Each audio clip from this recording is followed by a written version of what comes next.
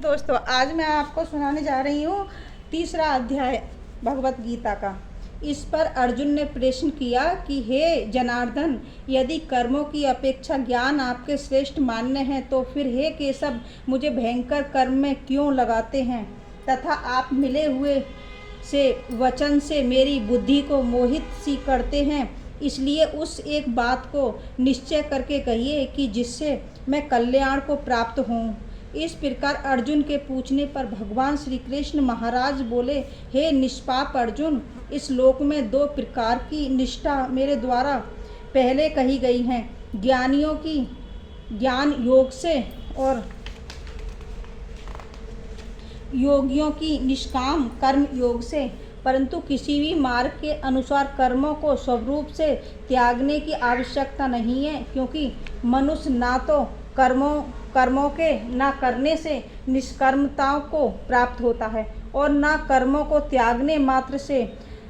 भगवत साक्षात स्वरूप सिद्धियों को प्राप्त होता है, तथा सर्वथा कर्मों का स्वरूप से त्याग हो भी नहीं सकता, क्योंकि कोई भी पुरुष किसी काल में क्षण मात्र भी बिना कर्म किए नहीं रहता। निसंदेह सभी पुरुष प्रकृति से उत्पन्न हुए गुणों द्वारा परवश हुए कर्म करते हैं। इसलिए जो मूढ़बुद्धि पुरुष कर्म इंद्रियों को हठ से रोककर इंद्रियों के भोगों को मन से चिंतन करता है, वह मिथ्याचारी अर्थात दंभी कहा जाता है। और हे अर्जुन, जो पुरुष मन से इंद्रियों को वश में करके अनासक्त हुआ कर्मेंद्रियों से कर्म योग का आचरण करता है, वह श्रेष्ठ है। इसलिए तू शास्त्र विधियों से नियत किए हुए सर्वधर्म स्वरूप धर्म को कर, क्योंकि कर्म ना करने की अपेक्षा कर्म करना श्रेष्ठ है, तथा कर्म ना करने से तेरा शरीर निर्वाह भी नहीं सिद्ध होगा। हे अर्जुन, बंधन के भय से भी कर्मों का त्याग करना योग नहीं है, क्योंकि यज्ञ अर्थात विष्णु के निमित्त किए हुए कर्म के सिवा अन्य कर्म में लगा हुआ ही एक मनुष्य कर्म द्वारा बंधता है। इसलिए हे अर्जुन, आसक्तियाँ रहित हुआ उस परमेश्वर के निमित्त कर्म का भली प्रकार आचरण कर। कर्म ना करने से तू पाप को भी प्राप्त होगा, क्योंकि प्रजापति ब्रह्मा ने कल्प के आदि में यज्ञ सहित प्रजाओं को रचकर कहा कि इस यज्ञ द्वारा तुम लोग बुद्धि को प्राप्त हो, और ये यज्ञ तुम लोगों को इच्छित कामनाओं के देने वाला है होवे, तथा तुम लोग इस यज्ञ द्वारा देवताओं की उन्नति करो और वे देवता लोग तुम लोगों की उन्नति करें। इस प्रकार आपसे कर्तव्य समझकर उन्नति करते हुए परम कल्याण को प्राप्त होवेंगे, तथा यज्ञ द्वारा बढ़ाए हुए देवता लोग तुम्हारे लिए बिना मांगे ही प्रिय भोगों को देंगे। उनके द्वारा दिए हुए भोगों को जो पुरुष इनके लिए बिना दिए हुए भोगता है, वह निश्चय चोर है। कारण कि यज्ञ से शेष बचे हुए अन्न को खाने वाले श्रेष्ठ पुरुष सबसे पापों से छूटता है, और जो पापी लोग अपने शरीर पोषण के लिए ही पकाते हैं, वे तो पाप को ही खाते हैं, क्योंकि संपूर्ण प्राणी अन्न से उत्पन्न होते हैं, और अन्न की उत्पत्ति वृष्टि से होती है, और वृष्टि यज्ञ से होती है, और वह यज्ञ कर्मों से उत्पन्न होने वाला है, तथा उस कर्म को तू वेद से उत्पन्न हुआ ज्ञान और वेद अविनाशी परमात्मा से उत्पन्न हुआ है। इससे सर्वव्यापी परम अक्षर परमात्मा सदा ही यज्ञ में प्रतिष्ठित है। हे पार्थ, जो पुरुष इस लोक में इस प्रकार चलाए हुए सृष्टि चक्र के अनुसार नहीं बरतता है, अर्थात शास्त्र अनुसार कर्मों को नहीं करता है, वह इंद्रियों के सुख को भोगने वाला पापियु पुरुष व्यर्थ ही होता है। परंतु जो मनुष्य आत्मा ही में प्रीति वाला और आत्मा ही में तृप्त तथा आत्मा में ही संतुष्ट होवे, उसके लिए कोई कर्तव्य नहीं, क्योंकि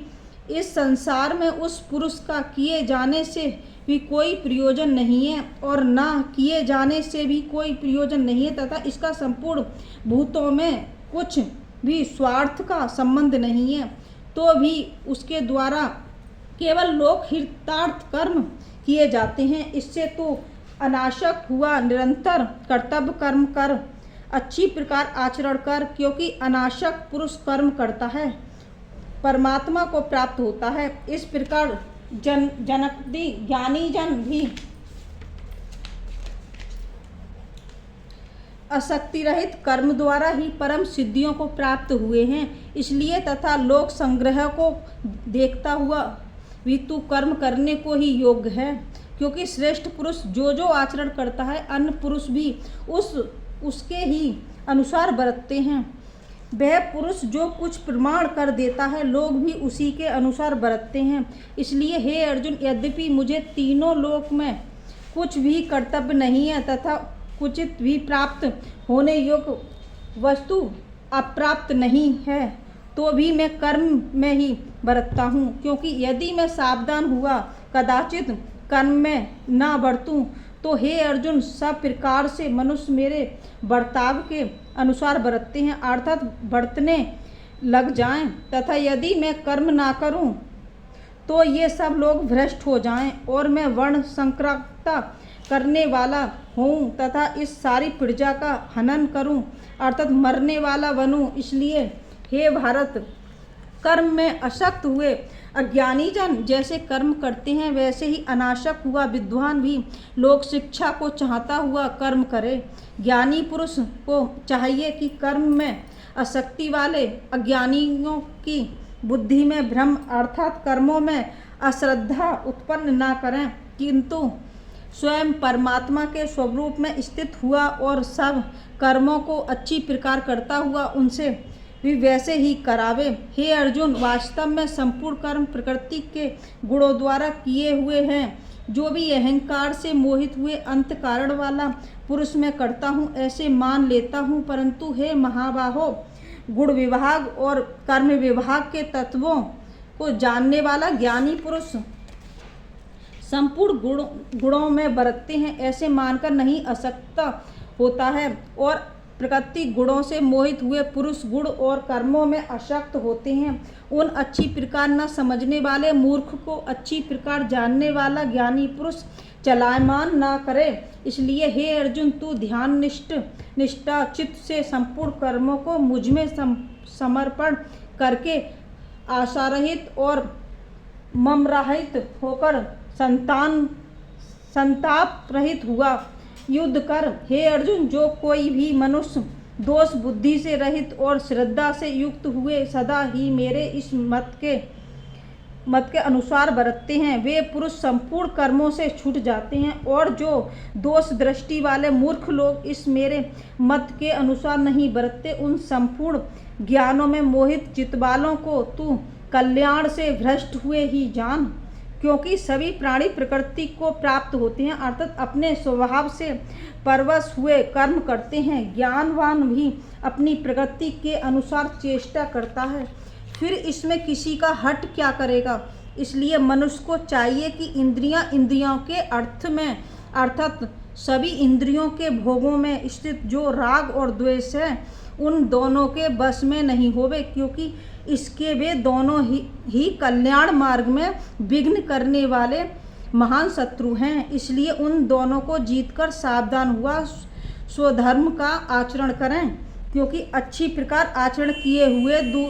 दूसरे के धर्म से गुण रहित भी अपना धर्म अति उत्तम है। अपने धर्म में मरना भी कल्याणकारक है और दूसरे का धर्म भयंकर को देने वाला है। इस पर अर्जुन ने पूछा कि हे कृष्ण, फिर ये पुरुष बलात् लगाए हुए इस सदृश न चाहता हुआ भी किससे प्रेरणा हुआ पाप का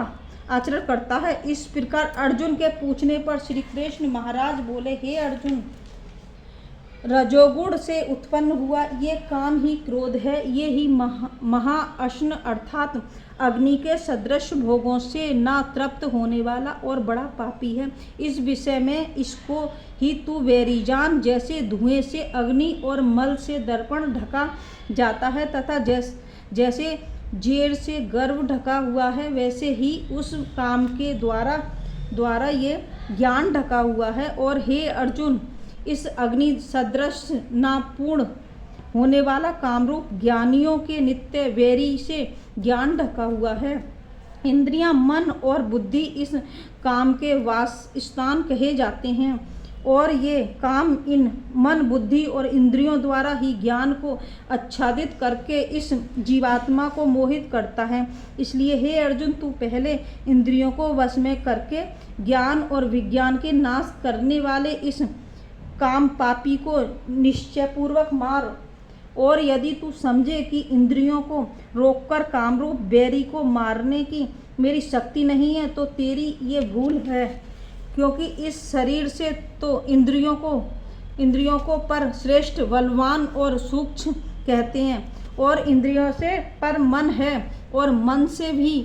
पर बुद्धि है, और जो बुद्धि भी अत्यंत पर है